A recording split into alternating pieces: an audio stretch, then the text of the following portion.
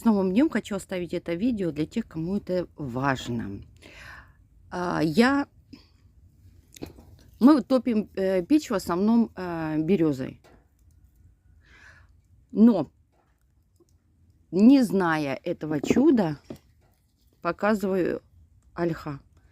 Ольха — это дерево, которое растет у реки, у прудов, и его у нас очень много. В саду мы его утилизировали, потому что ему там не место. Видимо, там влаги много, и оно растет. Эту кору ольхи очень любят животные, кстати, наши рогатые, мелкий рогатый скот.